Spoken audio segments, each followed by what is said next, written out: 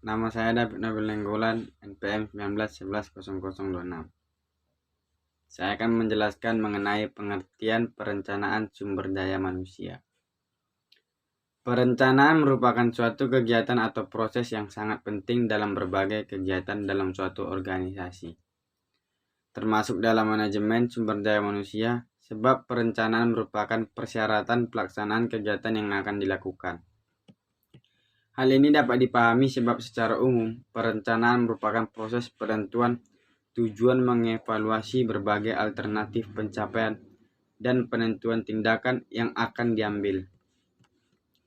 Dalam konteks manajemen sumber daya manusia, perencanaan merupakan proses penentuan sumber daya manusia dan tindakan untuk mendapatkannya.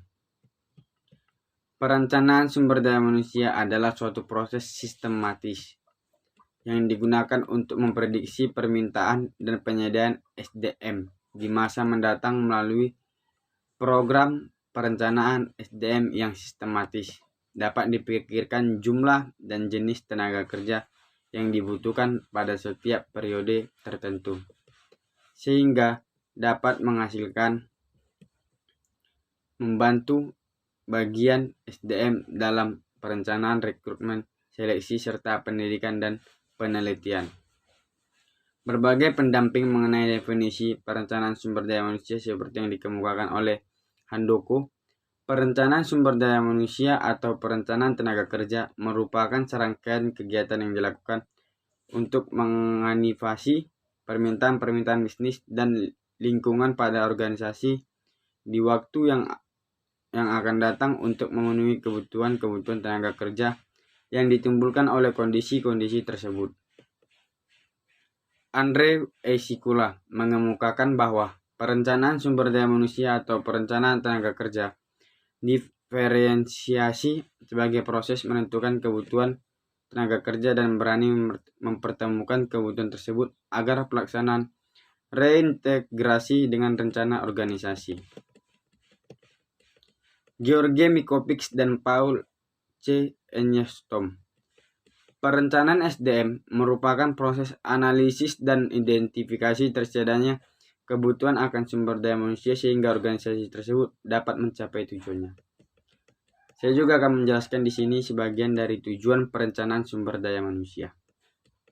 Adapun tujuan perencanaan sumber daya manusia menurut Dr. Handus Malayu SP Hasibuan yaitu untuk menentukan kualitas dan kuantitas karyawan yang akan mengisi semua jabatan dalam perusahaan, untuk menjamin tersedianya tenaga kerja masa kini maupun masa depan sehingga setiap pekerjaan ada yang mengerjakannya, untuk menghindari terjadinya manajemen dan tumpang tindih dalam pelaksanaan tugas, untuk mempermudah koordinasi, integrasi, sinkronisasi atau KIS sehingga produktivitas kerja meningkat, untuk menghindari kekurangan dan atau kelebihan karyawan, dan yang terakhir untuk menjadi pedoman dalam penetapan program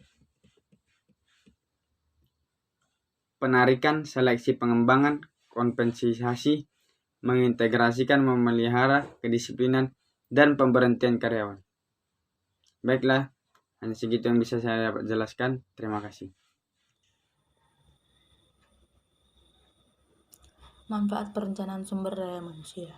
Dengan perencanaan, tenaga kerja diharapkan dapat memberikan beberapa manfaat baik bagi perusahaan maupun bagi karyawan. Manfaat tersebut antara lain, perusahaan dapat memanfaatkan sumber daya manusia yang ada dalam perusahaan secara lebih baik. Perencanaan daya manusia pun perlu diawali dengan kegiatan investasi. Perusahaan investasi tersebut antara lain meliputi 1. Jumlah karyawan yang ada, 2. Berbagai kualifikasi, 3. Masa kerja masing-masing karyawan, 4. Pengetahuan dan keterampilan yang dimiliki baik pendidik formal maupun program pelatih kerja yang pernah diikuti, 5. Bakat yang masih perlu dikembangkan, 6. Minat karyawan terutama yang berkaitan dengan kegiatan di luar tugas kerja.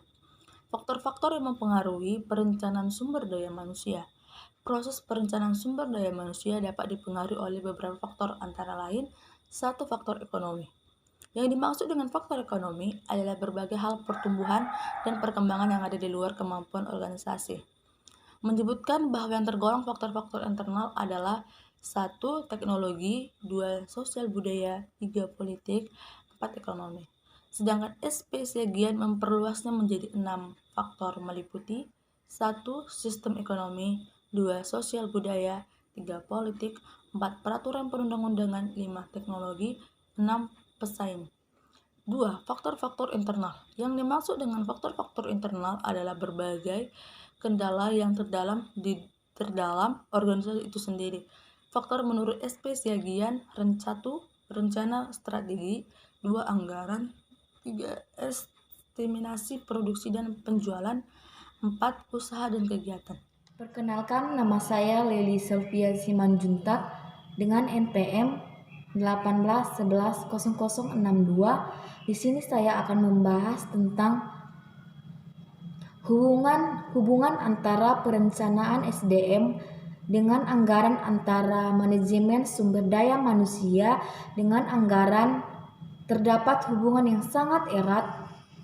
Pengaruh nilai terdapat perencanaan sumber daya manusia sangat jelas pada hubungan ini. Hubungan tersebut dapat dilihat dalam beberapa hal sebagai berikut. Yang pertama yaitu anggaran merupakan pusat pertemuan antara politik dengan administrasi publik dan merupakan proses lewat mana konflik-konflik nilai diatasi atau diterjemahkan ke dalam program konkret melalui pengalokasian sumber-sumber daya yang dilangkah ke tujuan program. Yang kedua, karena gaji dan tunjangan merupakan 50 hingga 70% dan pengeluaran instansi pemerintah. Nota keuangan yang paling portal yang disampaikan oleh pimpinan eksekutif atau dianggarkan oleh lembaga legislatif merupakan pengeluaran untuk eksekutif, atau dianggarkan oleh lembaga legislatif merupakan pengeluaran untuk gaji dan tunjangan.